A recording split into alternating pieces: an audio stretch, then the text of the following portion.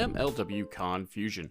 I'm your host, Rob Cameron, bringing you all that you may or may not need to know about Major League Wrestling and its television programming. This week, MLW is back. We are going to talk about some Azteca Lucha. Interesting perspective off that, just because I got to attend that front row live in Cicero, Illinois. But first, let's talk about some news. It's almost time for Battle Riot, and of course we have a whole new batch of names coming up to be in it, plus a new match to be announced. Of course, Battle Riot is the 40-man battle royal for a shot at the World Heavyweight Championship, currently held by Satoshi Kojima. 40 men enter, only one survives. You can be eliminated by pinfall, submission, or being tossed over the top rope to the arena floor. But yeah, as I said, we got a whole slew of names announced for this, and one really big name that's catching some mainstream news, but we'll do him last. But announced for the Battle Riot match itself is Okamura, one half of, well, I won't spoil that quite yet.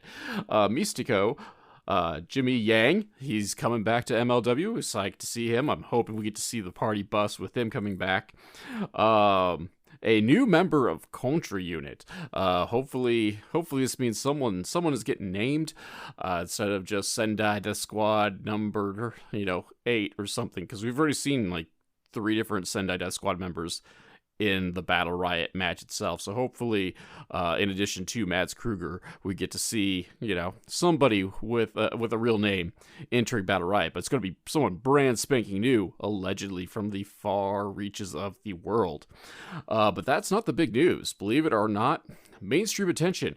Hollywood superstar Stingray himself, Paul Walter Hauser, is taking part in the Battle Riot. He has got himself the wrestle bug, wrestling in places like Pro Wrestling Revolver, Game Changer Wrestling, even dropped Revolver's name during an awards acceptance speech. So this is pretty big news, and I know those could be a polarizing thing, because anytime a Hollywood person gets involved with wrestling, what kind of shenanigans is going to happen. But again, I note that Mr. Hauser here, dude's putting in the work, at least with the training, wrestling some matches. So, he's going to be ready for it. And on top of that, as a fan, you could say oh, he's taking the spot away from someone. Well, he's taking it away from an Azteca guy. It'll be fine. And two, he can come in, he can eliminate a guy, he can eliminate 2 guys, maybe even 3. Over under on 3 for that, ladies and gentlemen. And be eliminated, and it's really no harm, no foul. However, creatively speaking, what we need for this is him to come out in his Cobra Kai gear and have a fight with Ernest the Cat Miller, who was announced for the Battle Riot last week. If that doesn't happen, what are we even doing here? That just practically writes itself, ladies and gentlemen. And it's a sad day if my ideas are better than the creative for any wrestling organization. So it just writes itself. Let's do that. Come on, Court. Gets on it. But yeah, that's really neat. And it is legit making the mainstream news as well. So keep it it's in USA Today. It's been on Fox News. So if you bother to check out the tabloids, it's there, which in this particular situation, this is positive press for MLW. So, hopefully more eyes can be brought to the product as they continue to do their upswing, and, keep moving things in a positive direction. So awesome to hear Mr. Hauser, Paul Walter Hauser, entering the Battle Riot. Also, one match has also been announced for the Battle Riot tapings as part of the YouTube. Well, I guess it's both YouTube now. It's been officially declared that Battle Riot will be free on YouTube. Again, great idea, since they're bringing in some Hollywood glitz into the Battle Riot itself. But Mistico will be defending the MLW Middleweight Championship against Star Jr. at that event as well. So that is the big news for the week. Of course, this week we also have Fury Road, which was the second half of the Azteca Lucha tapings. So it was there too. I've been trying to keep that spoiler free, keeping my big mouth shut on that one. But the card over at Cicero for part 2 is going to be as follows: Bobby Fish taking on Akira, Alex Kane challenging a member of the AJ Francis Bamaye Fight Club. The women's championship, the featherweight championship, is on the line as Janai Kai defends against Miyu Yamashita, making her return for the company. Former champ Delmi Exo and Zeta Steel, the Federette. We also have Falls Count Anywhere as Mads Kruger battles Matthew Justice. Our favorite fast food breakfast sandwich is going to be in action. And in the main event for the World Heavyweight Championship, Satoshi Kojima is going to battle the one called Manders. Not sure where he's getting a title shot to, unless he actually wins at Azteca Lucha, but we'll talk about that here in a bit. So, yeah. So I got to go. Myself and the wife got to go to Battle Riot. We are front row, hard cam side. So you get to see this here lovely face throughout the tapings. Only got hit by a guardrail one time apiece. Spoiler alert: Alex Kane accidentally blows up my knee. And the thing is, he was like 3 guardrails away. So like that's how hard he chucked a Bomaye bum is enough to like take me out like 3 guardrails away. And then the wife got hit with the guardrail, and I'll point that out during the Atlantis Junior match. But yeah, it was crazy go nuts. The crowd was electric overall.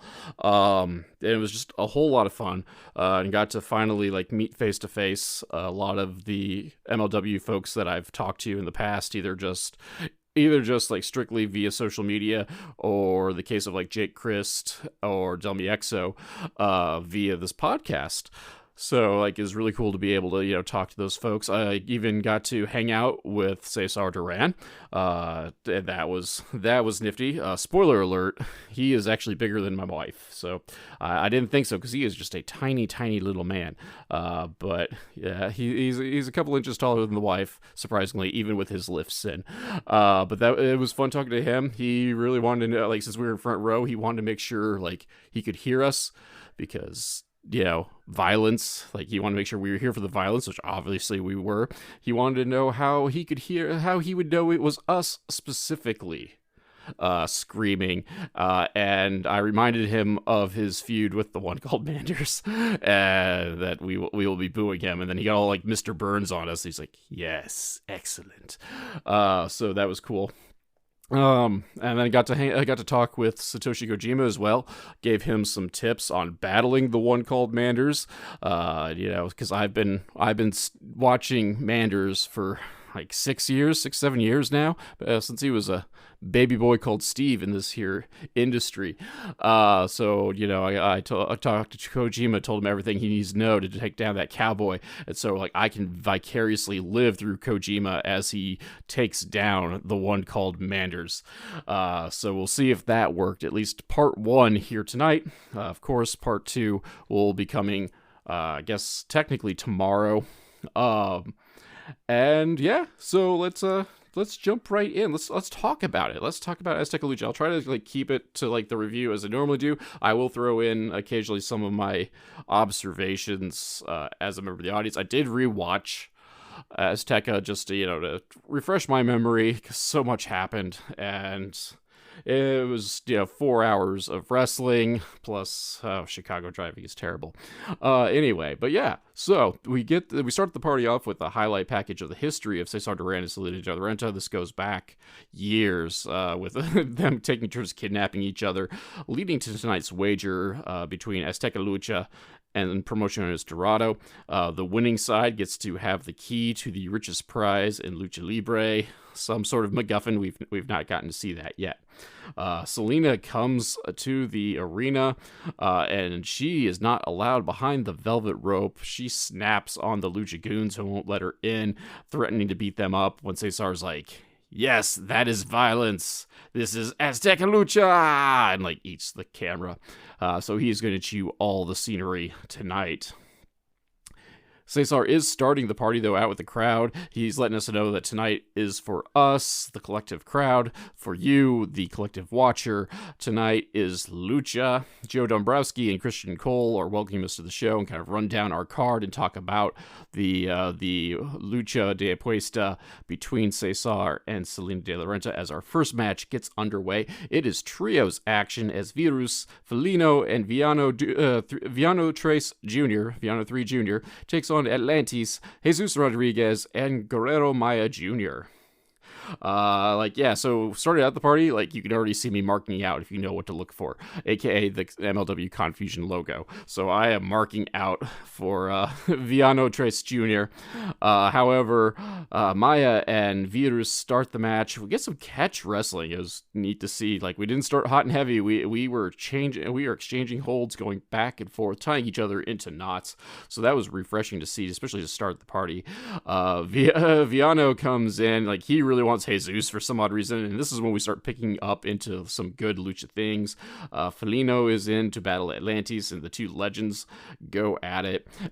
We get part of a cruiserweight standoff before we just randomly get a triple team on Atlantis, so they were going back and forth. Felino and Atlantis go back and forth, and Atlantis just got beaten up. We then triple team Guerrero Maya Jr. Super Rana by Felino is a old dude to be doing that, followed up by a leg drop by Viano brother.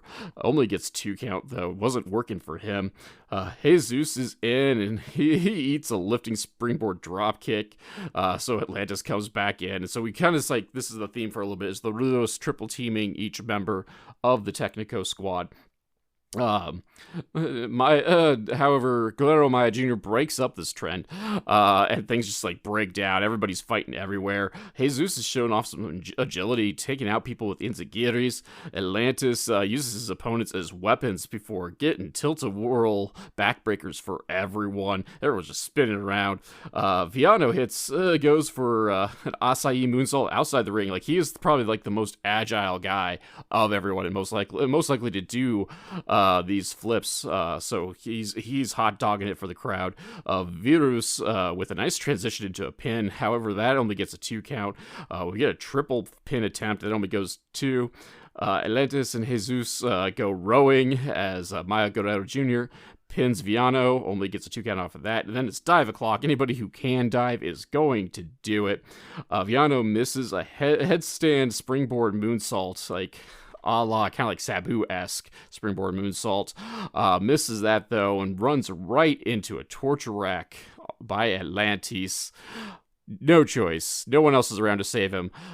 The kid submits. Salina de la Renta's team goes up 1-0. This is kind of been the quintessential trios match. If you're familiar with Lucha, this is kind of how a lot of their trios matches go. Fun match overall. I actually didn't expect it to start off with some catch style grappling before further breaking down, but it hit all the right spots. A great opener for the show itself, getting the crowd back on their feet, because I'm not gonna lie, this is this live portion of the taping was actually the second half of the show, so we are already 2 hours deep into the tapings by this point. But this match helped, definitely helped get everyone back on their feet, just because, spoiler alert, this is a very Lucha fan base heavy crowd, and obviously a perfect choice for a Lucha based television program. So match made in heaven, the perfect location to bring in the Luchadors and the legends in for that. But as I said, that was a really fun match and got the crowd going for the second half of the night. Backstage, Salina starts mocking Cesar's office, just kind of running down the decoration, but she's like, okay, I can redecorate. And Cesar asks about Salina's mom, where's she at? And Salina's just like, don't talk about my mom. And Cesar's just like, oh, children. Following this is a non-Lucha, I would call it non-Lucha exhibition, but it's not an exhibition at all because it is for the MLW National Openweight Championship. Ricky Shane Page is taking on Bad Dude Tito, his first defense in quite some time. Bad Dude Tito gets a title shot because reasons. Mr. 500 is getting another title shot despite losing to Satoshi Kojima last month. Couldn't even win the world title, so I guess we're going to go for a consolation prize, which I'm not sure why he got a consolation prize, because he's not setting the win-loss record on fire, Mr. 500 at this point. Evidently, Ricky Shane Page thinks the same, and he attacks Tito before the bell. No one cares about Tito at this point in the match. The crowd's pretty silent for most folks until like the action starts getting a little bit heavier. Tito does respond with a tope suicida. That kind of woke the crowd up a bit. Brawl around the ring. Tito hits a suplex on the floor. Like that couldn't have felt good. Also woke the crowd up on that. In the ring, RSP takes over and hits a release suplex of his own. However, Tito gets the boot up in the corner and hits a tornado DDT. Overhead suplex by Tito gets 2, followed up by a Raideen bomb, only getting 2. Get a fake out enziguri by RSP, followed up by a twist of fate. However, he misses the somersault senton off the top rope. Tito follows it up with a DVD to only get 2, though RSP comes back briefly to hit his choke slam into a kick, also gets 2 off of that, and then with one last fury of offense, Tito hits a Rikishi driver, and we get a new MLW National Openweight Championship in the form of Bad Dude Tito. Now, Mr. 600 is our National Openweight Championship, and like it was definitely time for a change to that title. It's been highly inactive for most of Ricky Shane Page's reign. It's been a handful of months since he's even defended the championship, which is weird because like some of our other champions are like doing double duty, like our world champion here tonight. But like it shows you the power of just letting people go and they'll get over, because the crowd was dead for the opening of this match. Like no one gave 2 shits about Tito, and like through just his sheer power game and explosiveness, won the crowd over so by the end the crowd was thoroughly behind Tito. And so like as much as I rag on Tito, like he was the guy I was hoping who would win, so I'm hoping like he'll be around and be a bit more active, at least within the title scene itself, to kind of rebuild the National Openweight Championship. Backstage, we get footage from Bill Alfonso. He is attacked by Contra Daddy. That was kind of entertaining because he's like, "What's going on?" as he's being pinned to the wall by Mads Kruger, and so I thought that got a pop out of me. Speaking of pop, though, let's take a brief pause. I've been talking for a bit. Take a break, and then we can talk again. Let's go get an energy drink, and I'll see you un momento. If you're like me, sometimes you need a pick-me-up to get you through the day. I drink Ray's Energy for that pickup. Ray's comes in a bunch of different flavors, and more recently Italian Ice, which is great, by the way. And it contains no sugar, so there's no crash after you drink it. And, really, like, best of all, if you go through me and go to wetrepsports.com, use my code CASS, you get 15% off your order. So, also, be like Cass, drink Ray's Energy. All right, we are back in the Lucha series. It is Atlantis Jr. taking on Ultimo Guerrero.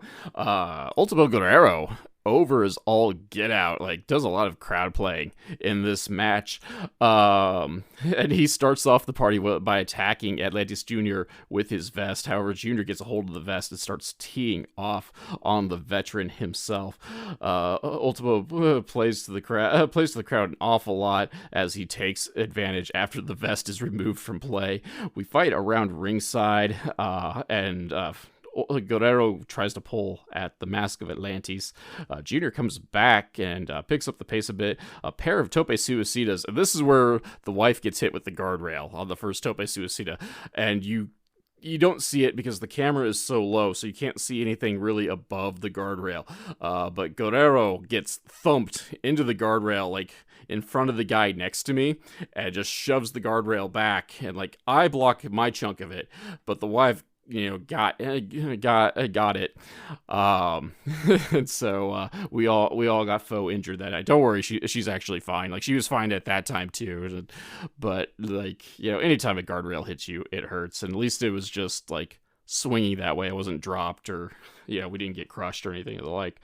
But yeah, so that was fun. And of course, despite what Muffin says, the camera did not actually pick that up. However, inside the ring, get a Hurricane Rana for 2 by Junior, followed up by a Tope con Hilo. We're just going to keep flipping all over the place. However, Guerrero literally suckers Junior into a top rope guard buster. Like, seriously, he just, like, sat on the top turnbuckle. He's like, come on! And so Junior just ran up to him, and and Guerrero just slapped him in the tummy a couple times and hit him with a gourd buster off the top rope. Also, follows that up with a top rope power bomb. That only gets 2. Everyone starts missing top rope moves in terms of frog splash and a senton. However, Atlantis Jr. hits a flash power slam, followed up by a frog splash, and Atlantis wins, giving Salina de la Renta and Promociones Dorado a 2-0 lead. Yeah, like, this was a fun match. The crowd was hot for it. They really liked Ultimo Guerrero, giving him his flowers, metaphorically speaking. And Atlantis Jr. obviously, like, showed out the best he could to win the crowd over on his side too. And, like, this was, like, low key, like, my favorite match of this set of the tapings of the Azteca Lucha event itself. So I actually liked it better than the main event because I felt it flowed a bit better than the main event did. But, like, the main event was great too. Like, the entire show was pretty darn good. But yeah. It was a lot of fun. Junior showed off. I don't think he's been in the business terribly long, but but he's got a verifiable legend in Ultimo Guerrero leading him through a match. So you're gonna have to have like a pretty bad day if you're taking on a veteran who could still go and not have a good match.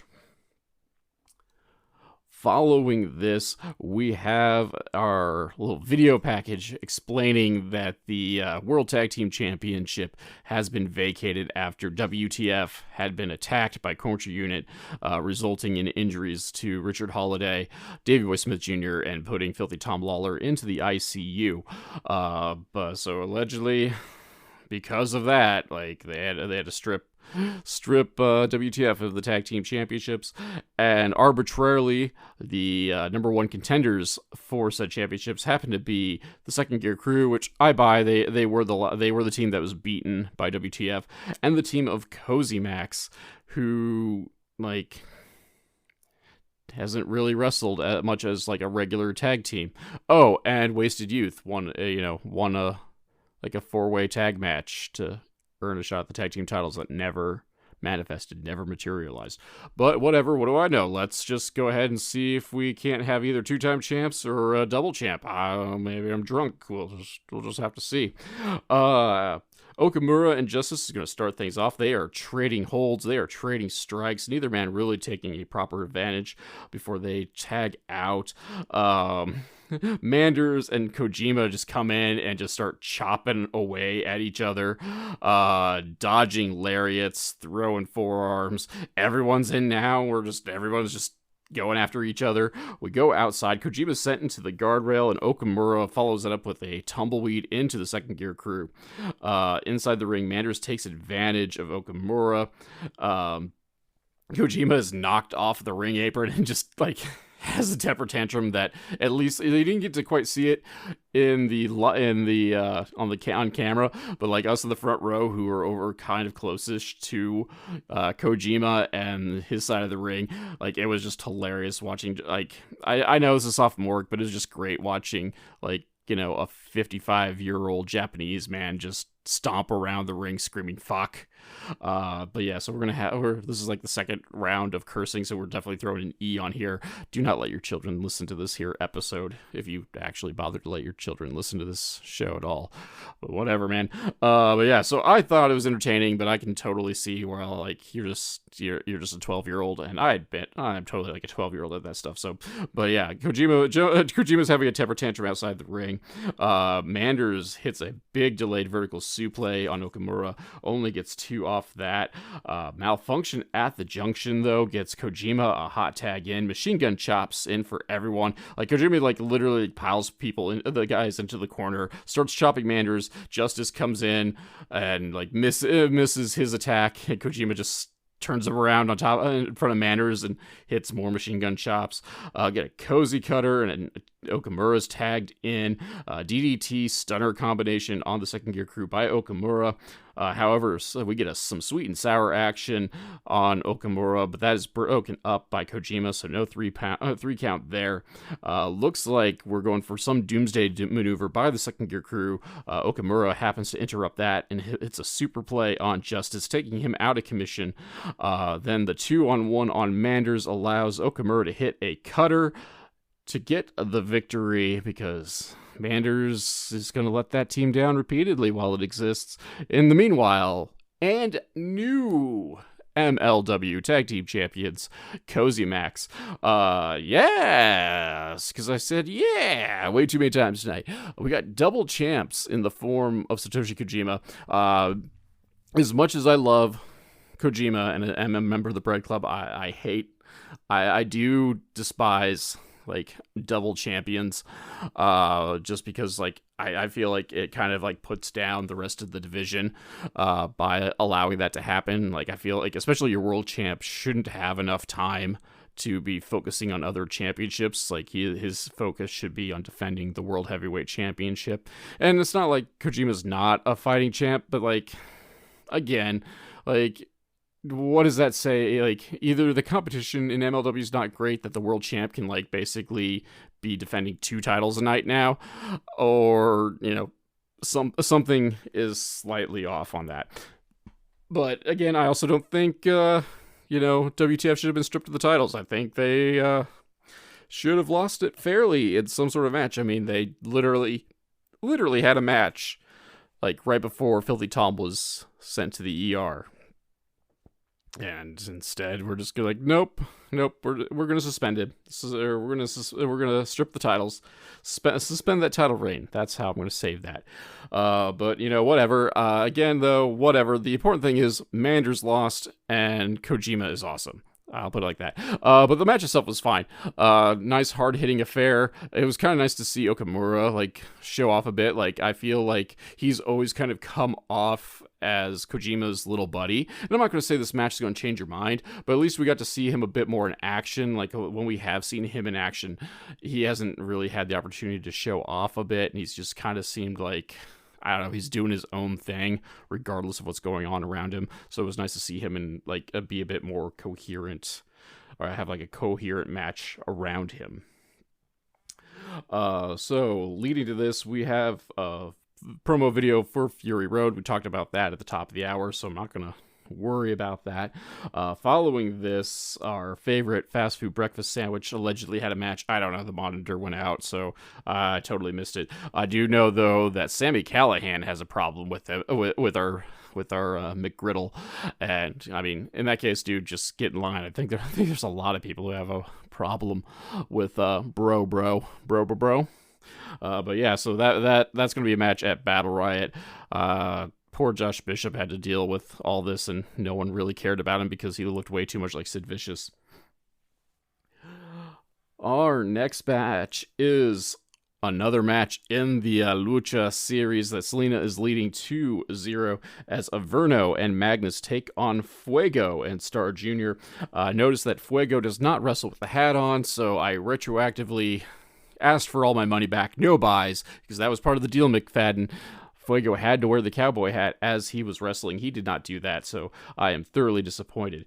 However, still watching the match as Magnus and Fuego start. Fuego does a lot of gyrating and dancing around as he takes advantage early on. Averno and Star come in, and Averno just doesn't have time for any sort of tomfoolery and just takes Star Jr.'s head off with a big lariat.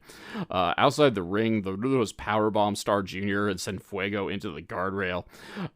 Star is dragged into the ring and they double team him for a bit. Outside the ring, Fuego is given ring post-itis. It looked like it hurt. Fuego battles back and Star just hits a flying maneuver out of nowhere. Like he's not even on the screen, and all of a sudden he's just literally falling out of the sky like a shooting star and taking out the Rudos. So the pace picks up a bit by the Technicos as we get lots of diving, and Fuego doing all sorts of his little gyrations in there too. We get a reverse Rana by Star Jr. Normally gets 2 off that as Verno comes in to break up the pin. Verno hits the Devil's Wings off the top rope, so we got like a super Devil's Wings, but Fuego breaks up that pin. We get double pins off of 2 different double underhook maneuvers, a backbreaker and a Devil's Wings, by the Rudos. Magnus hits the double knees in the corner and Fuego as Star Jr. is distracted to get the 3. This puts Azteca Lucha and Cesar Duran on the board. However, Salina is still winning 2-1 so far, but we have one more match in the series to go. Backstage, I guess, in the basement, Cesar is with Salina, showing off the magic door where the richest prize in Lucha Libre happens to be, and just kind of like leaves her there with the door, and she's like, gonna jiggle it, trying to break in, and we just move along on that. That, however, leads us to our main event of the evening. For the MLW Middleweight Championship, Mistico defends against Barbaro Cavernario. Also, this is the last match of the Azteca Puesta. So, depending on the outcome of this match, Salina de la Renta may get the magic key to our MacGuffin.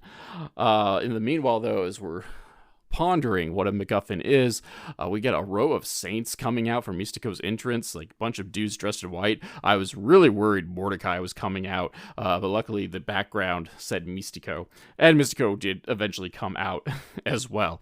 But the match starts off hot, but Barbaro takes over for quite some time. Mistico picks up the pace, but Barbaro just drop kicks Mistico off the ring apron to the floor, and then he gets on the ring apron, dives through the turnbuckle space between the turnbuckles, and hits a tope suicida. So like it's kind of like a variation of like what Sami Zayn / El Generico used to do, like where they would just run and jump between the turnbuckles and hit Tornado DDT. It was like that, except Barbaro was on the ring apron and they did it through the top and middle sections. So that was crazy go nuts, because just like the accuracy you got to have to do that is just amazeballs. As we fight outside the ring, Mistico is dropped on the announce table, much to the chagrin of Joe Dombrowski. He is thoroughly upset by this. Going into the ring, Barbaro continues his dominance, except he takes a way bit of time to jaw-jack with the fans. Mistico comes back with a Tiger Feint kick and a diving Rana, followed up by a Tope Suicida. Inside the ring, Barbaro needs to show off and feels like he needs to do the worm for some odd reason. So we get the worm. But he gets wrecked. We get a 2 count off of that. Barbaro counters some more offense and hits a big twisting slam for 2, followed up by a hammerlock suplex. It looked like nifty, but also looked like it took way too many steps to do. 2 count off of that. Mistico fights out of an armbar head scissors combination submission, and they start trading corner clotheslines, just like bouncing off of each other, like we're going to run, hit a clothesline, and then I'm going to run the other way to get some momentum, but be followed by the first guy. They went back and forth doing that. Barbaro hits a swinging single arm face plant, gets only 2 off of that, though. Despite this, Mistico gets like a 5th wind, gets a burst of offense in, top rope arm drag that they try to pass off as Spanish Fly. At least they said it was modified, attempted, so I didn't have to choke a bitch out or nothing. But we get like a top rope arm drag type maneuver, followed up by La Mistica. Barbaro has no choice but to submit for the win. Well, not for the win. It's for the win of Mistico, by the way. So your winner and still MLW Middleweight Champion, Mistico. This ties up the Lucha Series 2-2. No definitive winner. There's a cutscene, but in the live crowd that we don't get to see, Mistico cuts a promo that just takes forever. It seemed like a half an hour. It was probably only 15 minutes max, but it seemed to take forever. But luckily for those of us watching at home, we go backstage where Salina Salina and Cesar are hanging out. Like, Cesar's like, that was really good. Like, we need a winner though, so like, let's do this again. Pops some champagne. Court Bauer comes in with an envelope full of money. He's like, here's your cut of the gate, as Salina sneaks off with the key to our MacGuffin. Court and Cesar briefly talk about doing this again, which MLW is coming back to Cicero in 6 months in November. So it looks like we're going to get to do this all over again when Cesar notices that the key is missing. As I thump the microphone, we catch Salina downstairs. She unlocks the door to our MacGuffin room, and there's just a couple Lucha goons waiting for her. They rough her up as the door closes, and Cesar lets us know that this isn't violence, this is MLW logo. And that's how they end the show. But yeah, it was thoroughly enjoyable. I thought this was a really good show overall. I have been somewhat critical of the last couple of events, worried about the pacing and whatever. And like, I can make some complaints, like big picture, but I'm not, because it's just nitpicking at this point. It doesn't, and the nitpicking isn't necessarily going to improve the product overall. The important thing is like, this was a really good show, especially if you like Lucha Libre. They ran the gamut of relative youngsters and legends, verifiable legends in the realm of Lucha Libre. The crowd was hot for it. Ricochet Page finally like ended his inactive National Openweight Championship reign. We got to see Kojima and Kojima swear. We got to see Manders lose a match. So like, you got everything.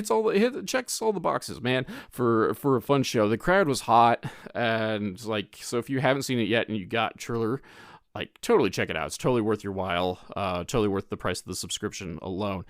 Because really, there wasn't a bad match to be had.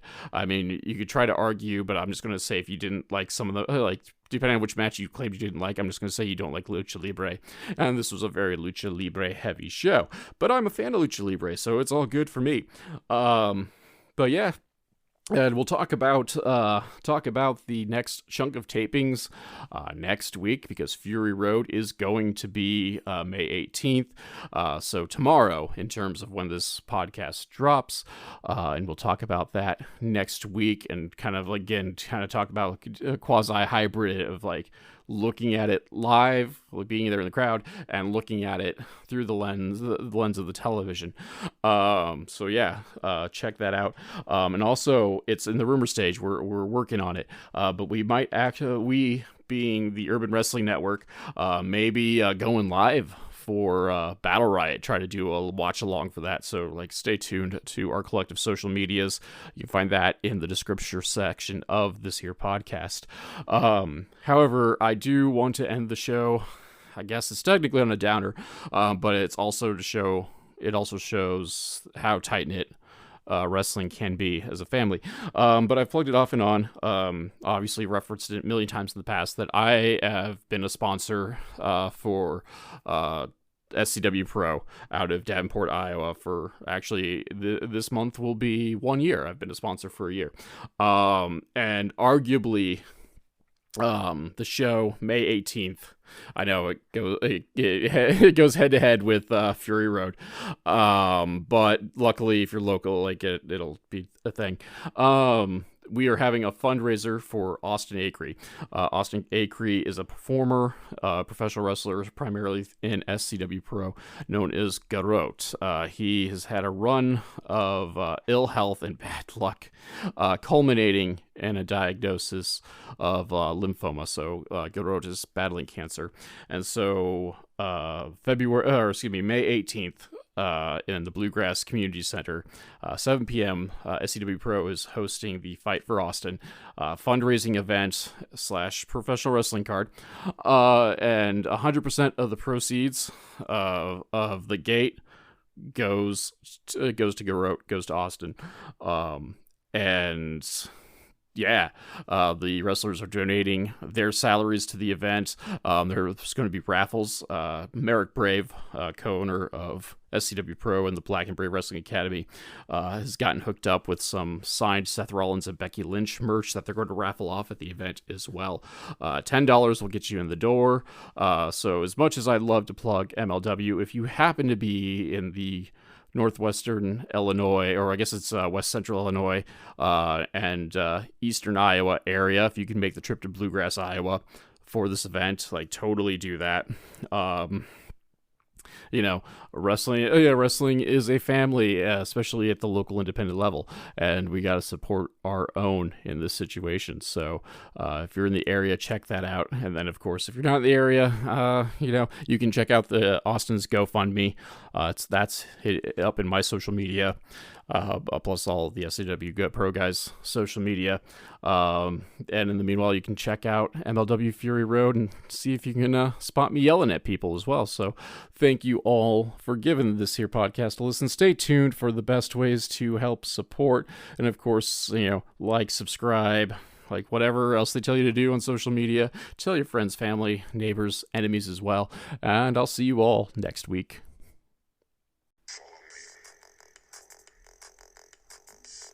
MLW Confusion is a weekly podcast that is written and performed by Rob Kammer and is hosted by Spotify for podcasters. MLW Confusion is part of the Urban Wrestling Network, and you can check them out on the Underground Rundown on YouTube at Urban Wrestling NW. Background music for this section is Ruined My Day, performed by Alan Schroeder. If you enjoyed this podcast and would like to support, please like, subscribe, and tell your friends, family, and enemies. Leaving a review is also helpful, as word-of-mouth advertisement is very important for small podcasts. My social media links can be found in the descriptor, but the Twitter and Instagram are at The Nova of Cass, that is TheNovaofCass, and Facebook is at MLW Confusion, all one word.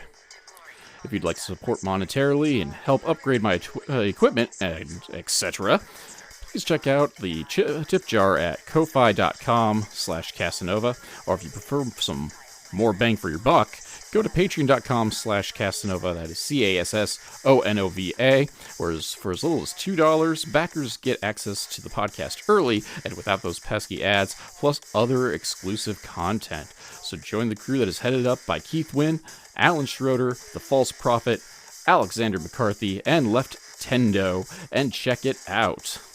You can also find t-shirts, coffee mugs, and other merch at the Confusion Podcast store on Teespring. Links will be below. For business inquiries such as ads and sponsorships, please email at rzkamer, that is KAMERER, at comcast.net.